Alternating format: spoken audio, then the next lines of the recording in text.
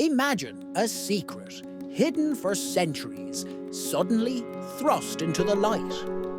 This is the story of a sealed crate containing a bone fragment that could shatter the very foundations of Catholic belief.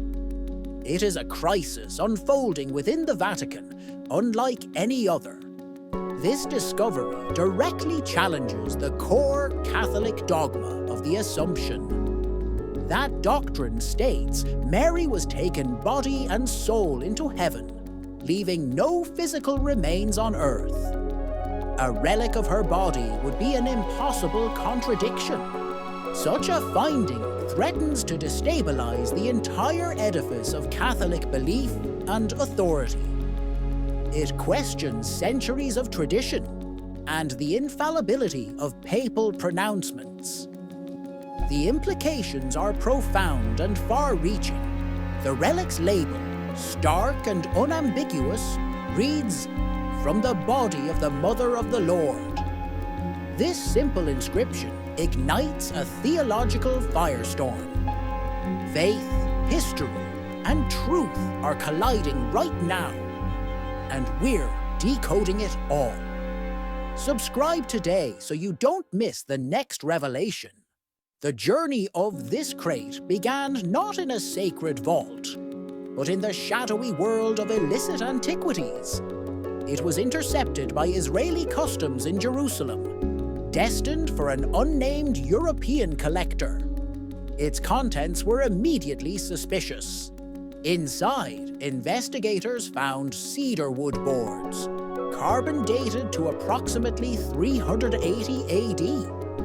The wood originated from the northern Galilee region, adding another layer of historical intrigue. This was no modern fabrication. Further examination revealed a linen pouch, carefully scented with first-century burial spices. Myrrh and aloes, ancient and potent, still clung to the fabric. The pouch itself was a historical artifact. Within this pouch lay the heart of the mystery. A thumb-sized female bone fragment. Its presence defied all expectations, all dogma. This small piece of bone held immense power. Scientific analysis began, independent of any religious affiliation. A Greek laboratory found anomalies in the DNA, noting unusually low degradation for its age. This suggested extraordinary preservation. The mitochondrial haplogroup identified was exceedingly rare, found in only 0.3% of modern Near Eastern women. This specificity narrowed the potential origins considerably. It pointed to a unique lineage. Strontium isotope analysis provided another crucial piece of the puzzle. The bone's isotopic signature matched the soil composition of the first-century Jerusalem area. This placed the individual firmly in the region and era of Mary. Even the Vatican Observatory's own team, renowned for its scientific rigor, confirmed the date range. Their findings placed the bone firmly between the 1st and 3rd centuries. The scientific consensus was building. The Vatican's official response has been one of profound silence and obfuscation. They received the sample but have consistently refused transparency regarding their findings. This secrecy only fuels speculation. The Church has never acknowledged the existence of a first-class relic of Mary. To do so would be to contradict its own infallible teaching.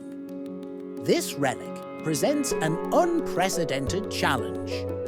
Reports indicate that the Congregation for the Causes of Saints, the very body responsible for authenticating relics, refuses to open a file on this case. They are seemingly unwilling to even consider its implications. Within the ancient walls of the Vatican, this impossible relic has ignited a fierce internal struggle. 3 distinct factions have emerged, each grappling with the crisis in their own way. The unity of the Church is being tested. The dogmatists cry forgery, dismissing the scientific evidence outright.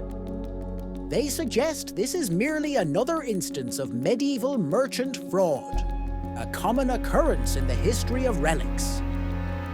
For them, the dogma is unassailable. Historians and archaeologists, however, offer a more nuanced perspective. They suggest the remains could be genuine, but perhaps misattributed. It might be another pious Christian woman from the 1st century, mistakenly identified. Then there are the theologians, who question the very nature of the Assumption. They ponder if it was a spiritual, not bodily, ascent. They point to the early Eastern Fathers' concept of dormition, where Mary fell asleep, but her body was not necessarily preserved. A climate of fear and secrecy now pervades the Holy See. Reports of intense internal debates and hushed conversations are rampant. The stakes are incredibly high for everyone involved. The crux of this crisis lies in a specific, unyielding declaration. In 1950, Pope Pius XII formally declared the Assumption of Mary as an infallible dogma. This was a teaching beyond dispute. His declaration explicitly stated that Mary was assumed body and soul into heaven.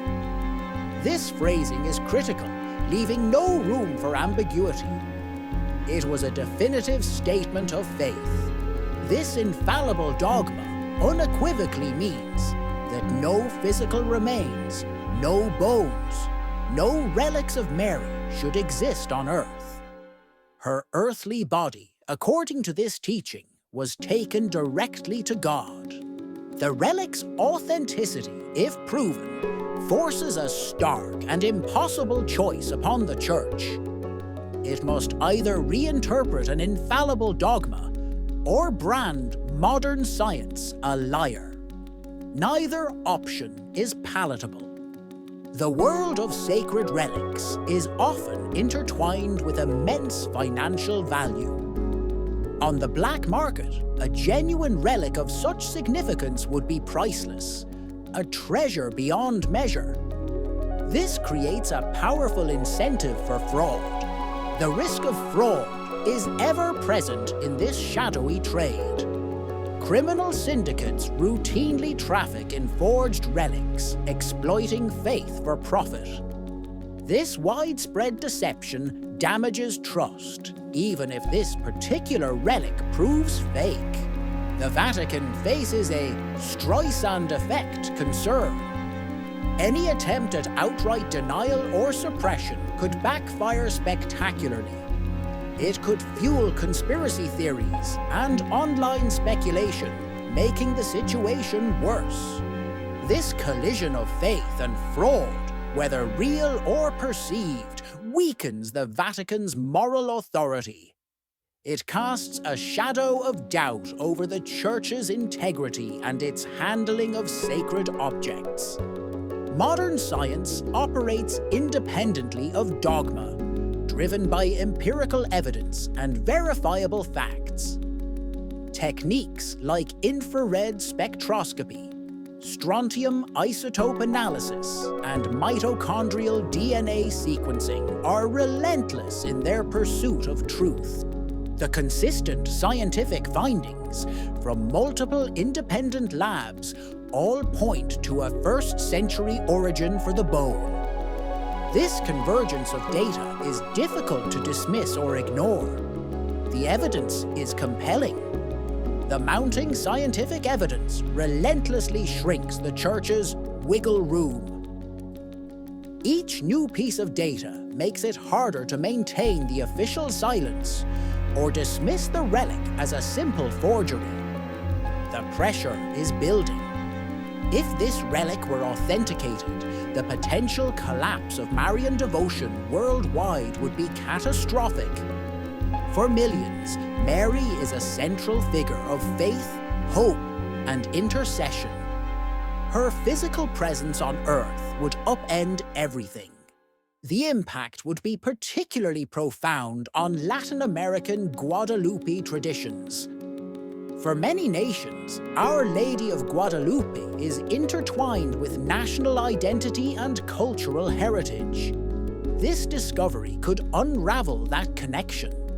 The reverberations would also extend to interfaith relations, particularly with Islam. Mary, known as Maryam, is highly honored in the Quran. This crisis could complicate delicate dialogues and understandings.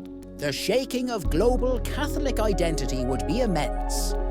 It could lead to widespread disillusionment, questioning of authority, and even the rise of anti-clerical movements.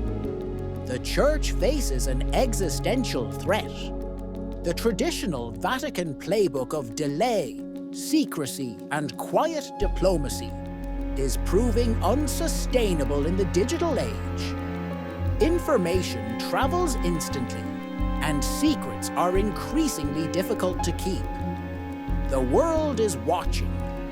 Canon law itself requires the examination and safeguarding of reputed relics. The Vatican's current inaction appears to contradict its own established procedures. This creates an internal inconsistency. The vacuum of information created by the Vatican's silence is being rapidly filled. Splinter groups, rival doctrines, and online commentators are all offering their own interpretations. Control of the narrative is slipping away. The longer the Vatican delays, the weaker its grip on truth and authority becomes.